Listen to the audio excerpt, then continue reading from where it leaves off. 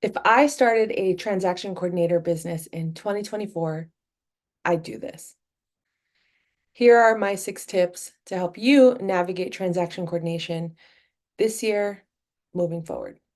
The reason I chose 6 tips is because this year marks my 6th year anniversary of being in business on my own, no bosses, no 9 to 5, where I made that leap. I took that leap of faith after 2 years of just being in motion and not taking any real action.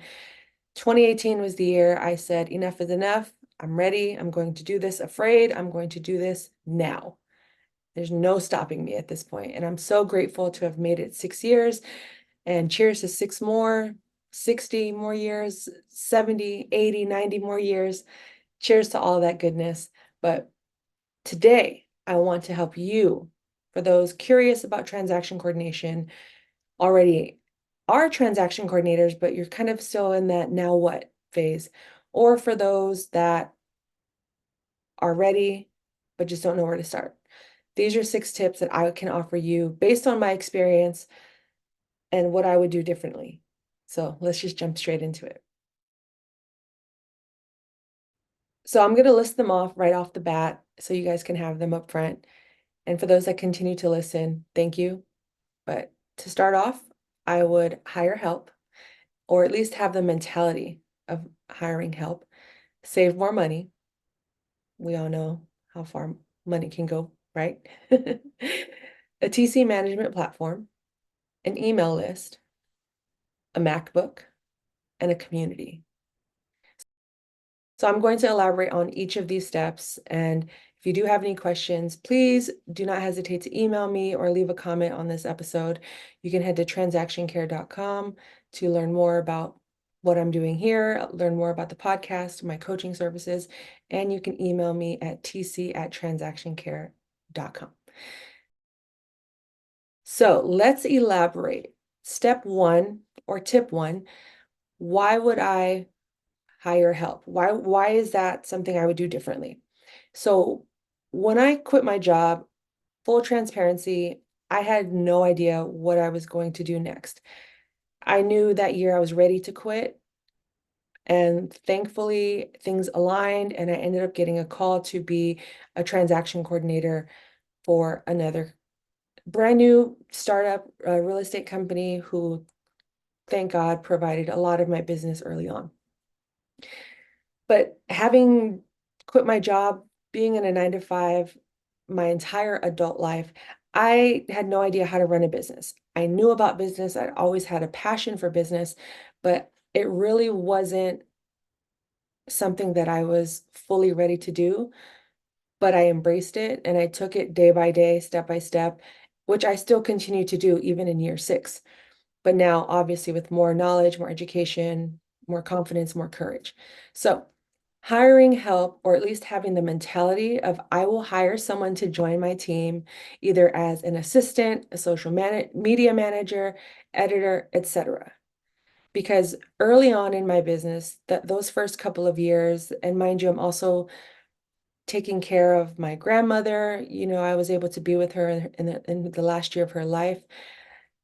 But juggling that, being a caretaker, as well as managing, running, owning, operating a full-time transaction coordinator business with no business experience prior, other than when I used to sell candy in high school at lunch. But other than that, my experience was very minimal, and I didn't have the right mindset to think, okay, well, when I hit X amount of closings a month or X amount of money a month, this is my cue to hire help, to outsource, to see what's out there. And I didn't have any of that. Or when I hit X amount of money, this is my cue to expand. So that wasn't my mindset. I just thought, be grateful, be humble, do the work, put your head down. And I did just that. So my first year, I basically burnt out. And you can listen to past episodes of this podcast where I discuss that. And I'll definitely be talking about burnout and ways to manage that in business or even in your day-to-day life. But at this particular point in my career, my first couple of years, I definitely wish I had that awareness to say, hey, it's time to ask for help. But instead, I let go of a lot of my business, which therefore resulted in, yes, more time, because now I'm thinking quality over quantity. But on the other hand, I did lose a lot of business and money due to that decision, thinking I had to bear all of this alone. So just know that if even if it's you're not ready financially, start exploring that idea. The more your business starts to grow, the more you're comfortable with the business. What are some tasks you want to relinquish and let go of so you can focus on other areas, whether it's continued education, expansion of the business, starting an agency, whatever the case, have the mindset that you are going to be adding to your team, part-time, full-time, a contractor, whatever the case. And that's definitely something I would have redone and would redo, and am always actively pursuing throughout my journey in entrepreneurship. Next tip is save more money. It can be tough to have a runway of money, reserves, emergency savings, etc. But my first year of business would not have been as successful as it was if I did not have at least 6 months worth of savings in my bank account to give me that confidence to know, okay, if I mess up, at least I have some extra money in my bank account to get me through. Or if I have a slow month, I have some extra money to get me through. And to take it a notch up, I wish I would have known more. I wish I would have had more financial literacy around the types of bank accounts, the types of savings accounts, the types of investment accounts, interest rates, etc. At that point, like I said, I had my head down. I was just doing the work. I pretty much went from had this, I still had a 9 to 5 mentality as an entrepreneur. And that mindset isn't going to get you too far, especially when it comes to how you spend your money, how you earn your money, and how your money grows after you've received it. So when I say save more money, that could be how you mentally save for more money, meaning you forecast what's coming ahead, you plan, you execute in that way, but also saving at least 1 to 3 months at first. Take some time to build up at least 1 month, whatever that is for you. Then you could move on to 3 months and then working on 3 to 6 months. And bonus, this one is even tougher, but it's possible, 6 to 12 months. I'm going to be honest, 2023 was one of my most difficult years financially for the business. But thankfully, I had money in my savings, because I had to tap into it in order to get by, to keep the bills paid, to keep the lights on, and to keep everything in motion. But having that runway of additional money brought me so much more ease when it came time to make difficult decisions, or when it came time to having a month where I only had one closing or two closings, which allowed me to stay creative. It allowed me to think of other ways that I want to run my business. Who do I want to include in this journey? Am I still enjoying this process? Am I still enjoying this work? How can I advance the podcast? How can I build my supporters, my community? Having that runway allows you to have that ease, that comfort of knowing that, okay, if things go wrong, I have this. So next year I can learn from this moving forward, that no matter what happens, I'm covered. So think of that and think of different ways that you can earn more money, whether it's through side hustles, getting more customers, upping your marketing, staying in, sacrificing a little bit. And my first year of business, one thing I don't regret was not going out as much. I even quit drinking for an entire year, which saved me, which is probably where all of my reserves came from, because I love to go out. I love to socialize. I love to drink my tequila, right? But at that point in my life, I knew this was bigger than me. And I'm glad I took that year off to really get my finances in order, sacrifice. I stayed inside. I said no to outings, to trips, to drinking to socializing, and I was just present with my business and Nana, aka my grandma. So if you are ready to embark in this journey, it is going to take some sacrifice. It is going to take some mindfulness.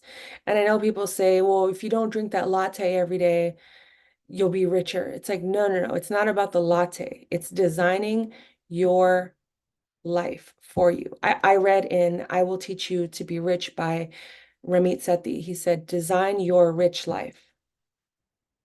Not everyone likes to travel. Not everyone likes to, likes fine dining. Not everyone likes fashion. Some people like reading. So their rich life is having the best library in their home or visiting different libraries throughout the world. Others can be cars. I personally love cars. I don't have one at the moment. If anyone would like to sponsor this podcast, that is a car dealership or car company, I'm open to discussion, but I got rid of my car just based on the neighborhood I live in. But everyone's rich life looks different. So if people are spending their money on certain things, don't judge them because they're on their own path.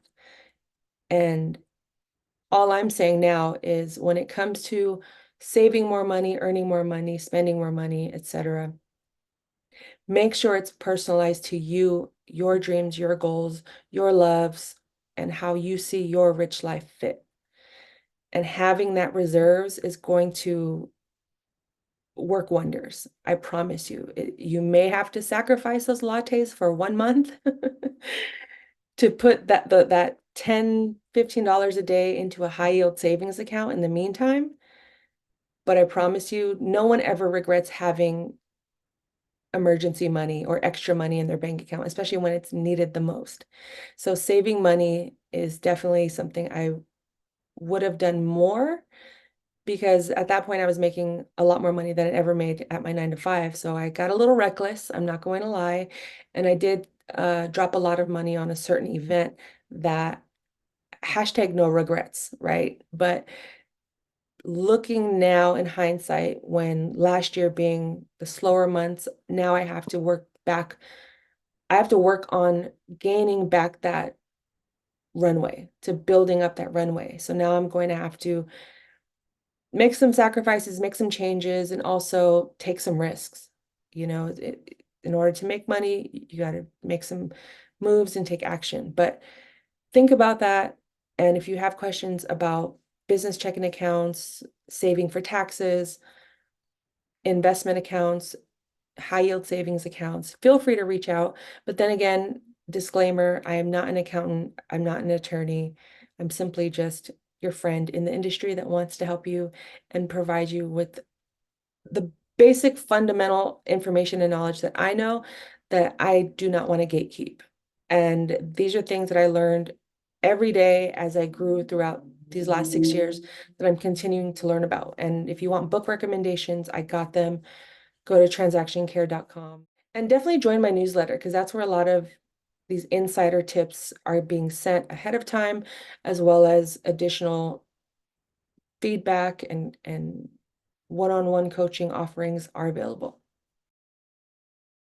Next tip, I would have definitely started using a transaction management platform day one.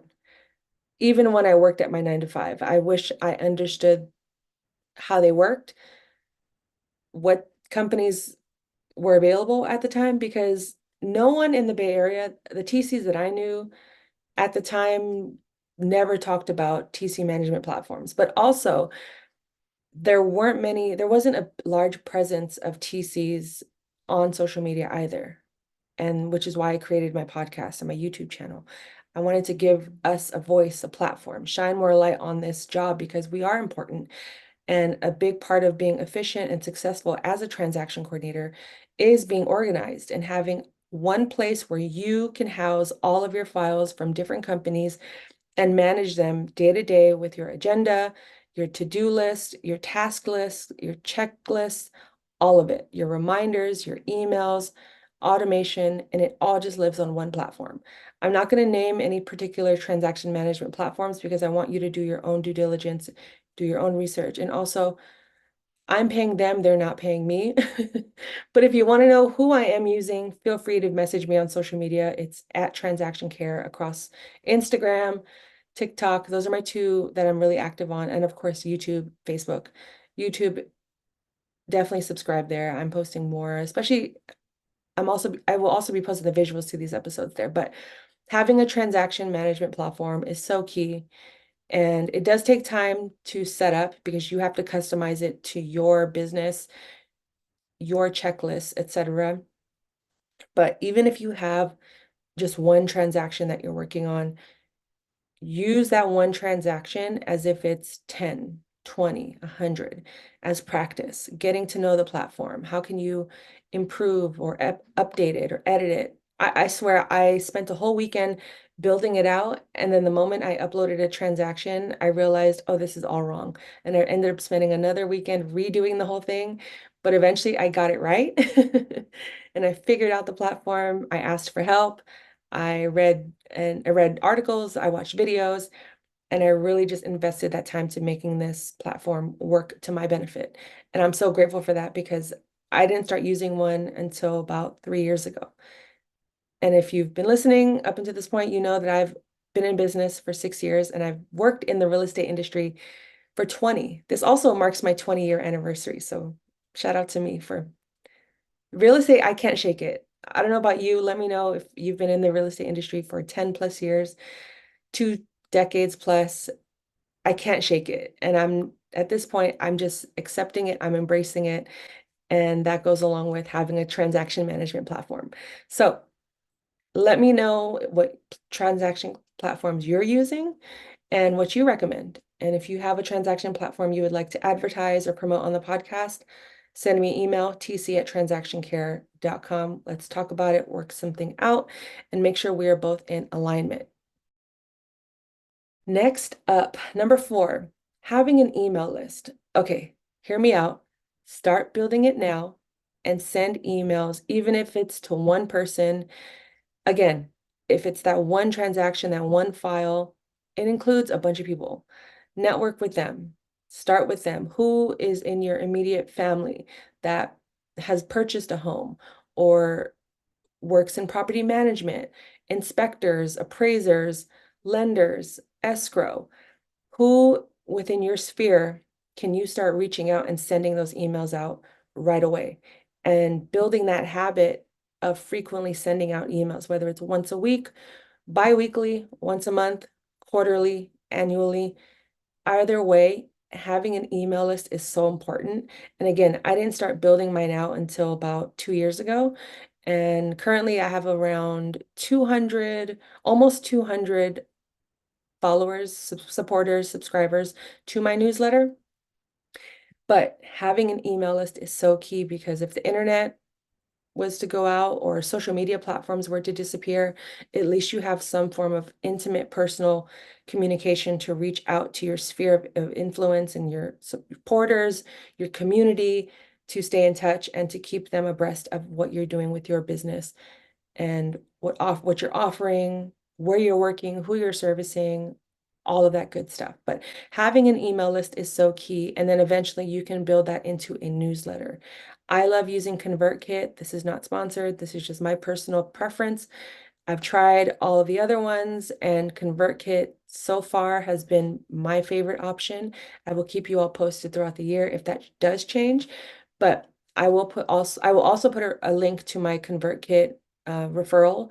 So that might result in me getting a bit of a commission or some sort of credits. So I just wanted to put that out there as full disclaimer. But I do enjoy ConvertKit because it grows with you, meaning that you don't, if you get over 500 subscribers, you get charged like an astronomical amount of fees. But if you have under 300, it starts really low and then it adds like a couple dollars after every 100 after that.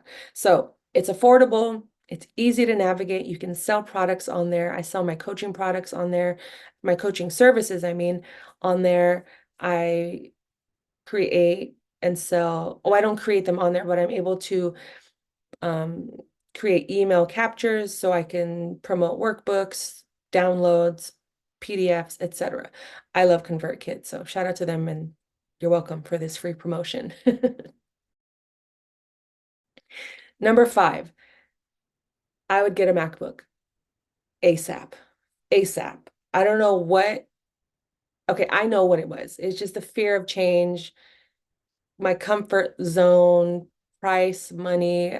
I just made having a MacBook bigger than it actually was. And one day I was in Portland, Oregon, and my best friend took me to Costco. And at that point, I was ready to upgrade my laptop because my laptop was giving me issues. And I had been a PC girl at that point for decades, since middle school, high school. And funny enough, in elementary school, the first computer I ever used was a Mac.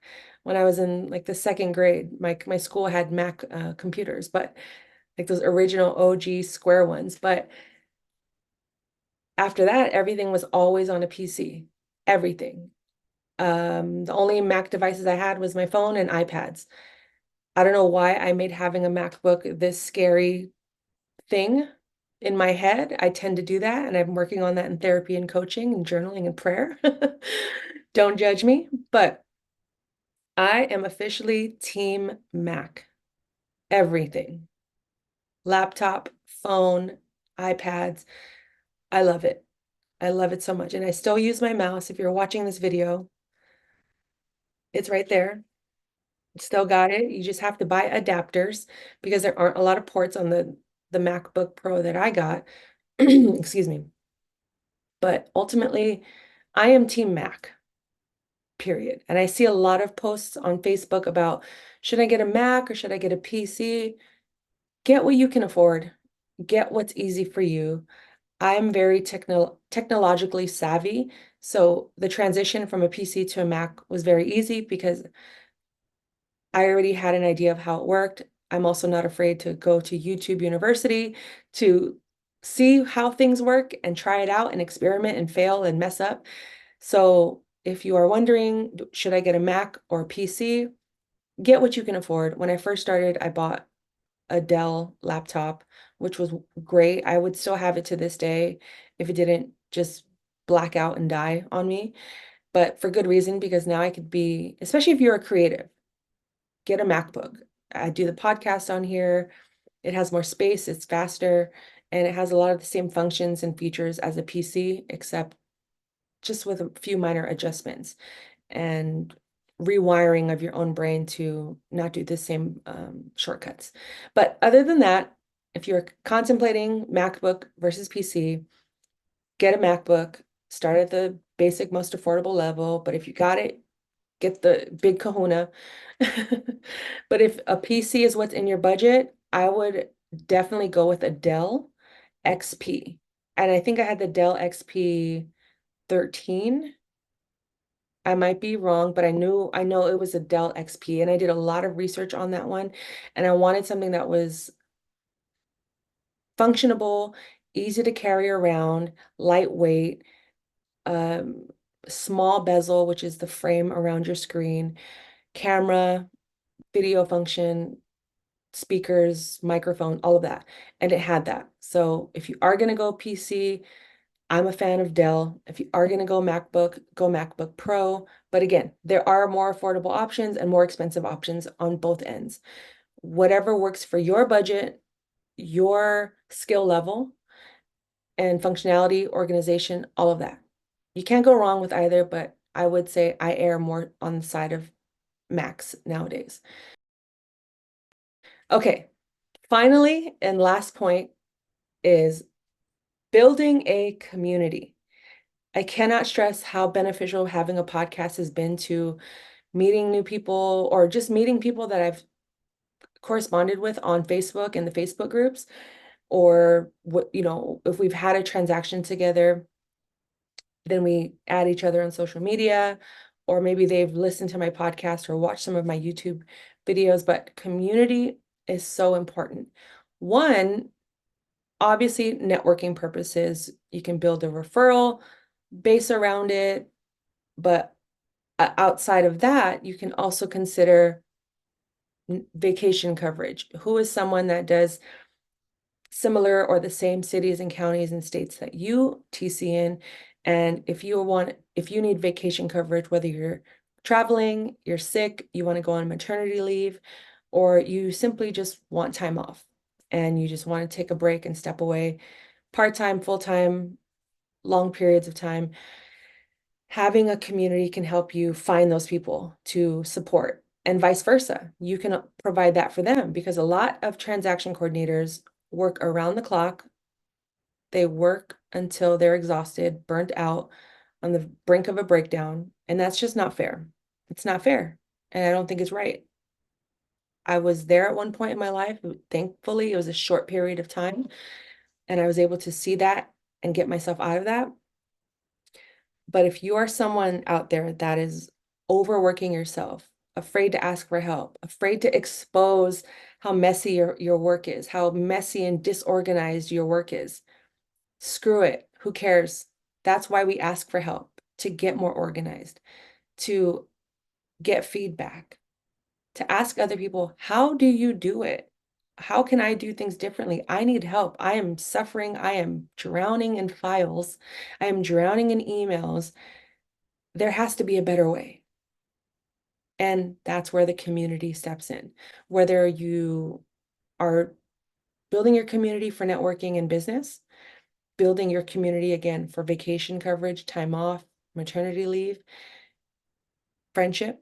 Friendship goes a long way as well, because it's nice to have people in like-minded situations and like-minded thoughts and work fields that can relate to you. Because we all know when we go home or we're at home and we're done with work and we're talking to someone that has nothing to do with real estate, it's like talking in a different language to them. And I'm sure that you could say the same for them in their work. But, and that's okay. They may not relate, but as long as they're supporting you and loving you through that, it's okay. But friendship, it's okay. I'm not a big proponent of having work friends, mainly coworkers, when you're working at an office, because that can go sideways. And I'll probably have a whole separate podcast on work friends. Stay tuned for that, because I have a good 10 years worth of stories on that and how I've been figuratively just screwed over. All right, but having a community is important to build trust, to be in the Facebook groups for tips, advice. There are things where there have been moments where I've had a transaction that I haven't done in a while. Let's just say it's a short sale.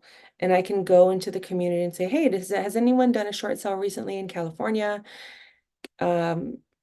Are you aware of any new compliances, disclosures? While you are also simultaneously doing your own research, but it's nice to reach out to see who is up on this information and equipped to help you. And I've helped several people as well with just my own feedback and experience. And I think it just goes a long way to feel safe and to have safe places where you can go and ask for help and get the help you need, or give someone else the help that they need. And you can also find Facebook groups that are specific to your city and your county and your state.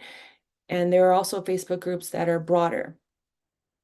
And also community can also be built through your newsletter, through starting a podcast, your social media community. Maybe you have a Patreon or, something behind a paywall, you have a course. That's all community. And I say community instead of supporters, instead of followers, because we all need to uplift and encourage each other often and frequently. And I know there are seasons where we just have our head down and we can't see beyond the next 3 emails. And at that point, take a step back, go for a walk, take a deep breath, pray, journal, whatever you need. Hire help, ask for help.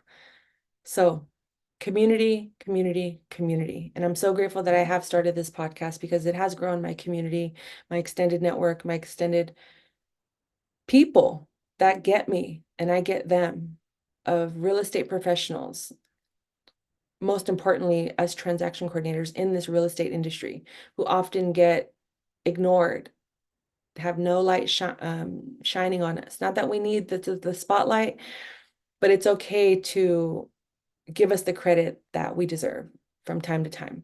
So those are my 6 tips. Please Let me know if this resonates with you and if there are any tips you want to discuss. If you want a part 2, I'm more than glad to share that. Also, go to my YouTube channel.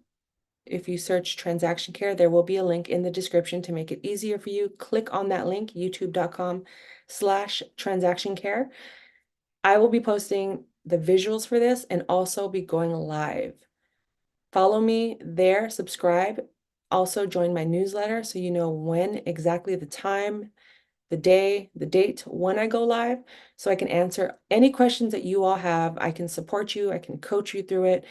If you want one-on-one coaching and work with me, I have programs.